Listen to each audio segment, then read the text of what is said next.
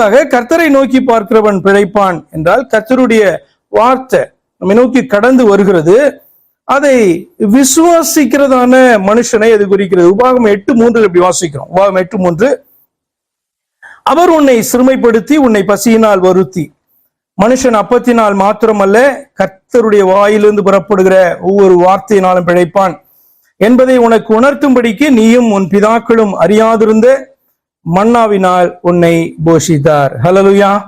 அப்ப இதுலயும் ஒரு காரியத்தை அறிந்து கொள்றீங்க என்ன அப்படின்னு சொன்னா, எல்லாம் when everything goes well, ஒரு பிரச்சனையும் இல்லை, குறைவின்றி வாழும் போதும் ஒரு மனுஷனுக்கு என்ன தெரியணும், நம்ம வாழ்கிறதற்கு காரணமே கர்த்தர் தான் அப்படின்றது நமக்கு புரியணும். இதான் போன செய்தியில நான் சுருக்கமாய் பகிர்ந்து கொண்ட காரியம். உபகாரங்கள், அதாவது என்ன உதவிகளாய் காணப்பட்டாலும் அந்த ஒத்தாசைகள் எங்கிருந்து பாத்தீங்கன்னா நம்மை நோக்கி கடந்து வந்தாலும் அதற்கு பின்பாக காணப்படுகிறது அல்லது சோர்ஸா காணப்படுறவர் யாரு அப்படின்னு சொன்னா நம்மை உண்டாக்கின, அதான் சொல்லுகிறான் அவன், எனக்கு ஒத்தாசை வரும் பர்வதங்களுக்கு நேராக என் கண்களை ஏறெடுக்கிறேன். அது யாரு அப்படின்னு சொன்னா வானத்தையும் பூமியும் என்னை உண்டாக்கினதான நம்ம எல்லாரையும் உண்டாக்கின அந்த கர்த்தர், அவரிடத்துலதான் எனக்கு ஒத்தாசை வரும் என்று அவன் சொல்லுகிறான்.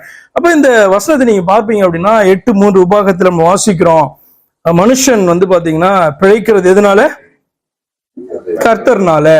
அர்த்தம் என்னன்னா கர்த்தர்னால. இப்ப டெய்லி அவங்களுக்கு மண்ணா 40 வருஷம் மண்ணா பெய்யுதா, அவங்க என்ன பண்ணக்கூடாது, இந்த மண்ணாவினாலதான் நான் வாழ்கிறேன் என்று சொல்லி மண்ணாவை என்ன பண்ணக்கூடாது, நம்பிடக்கூடாது. பரலோகத்திலிருந்து கொடுக்கப்பட்ட மண்ணாதான், ஆண்டவர் அவர்களுக்காக பிரத்யேகமாக கொடுத்ததான மண்ணாதான். ஆனால் அந்த மண்ணாவை பொழிய பண்ணினதான அந்த தேவன் மேல அவர்கள் விசுவாசம் வைக்கிறவர்களாய் காணப்படும்.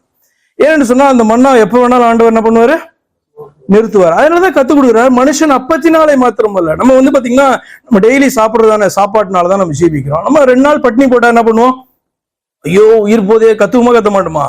ஏன்னா நமக்கு மெயினா தெரிகிறது என்ன, இந்த ஆகாரத்தினாலதான் நம்ம சாப்பிடுறோம், வாழ்கிறோம், தண்ணீர்னால்தான் வாழ்கிறோம், காற்றுனால்தான் வாழ்கிறோம் என்பது நாம அறிந்து இருக்கிறதான மேலோட்டமான காரியங்கள். ஆனா இதெல்லாம் ப்ரொவைட் பண்ணுகிறதான ஒரு தேவன் உண்டு அல்லவா, அதான் பாத்தீங்கன்னா சோர்ஸ் அப்படின்னு சொல்லி அர்த்தம். அதனால ஆதாரம் என்றது அறிய வேண்டும். அப்ப அதுதான் ஆண்டவர் கற்றுக் கொடுத்தார் இஸ்ரவேல் ஜனங்களுக்கும்.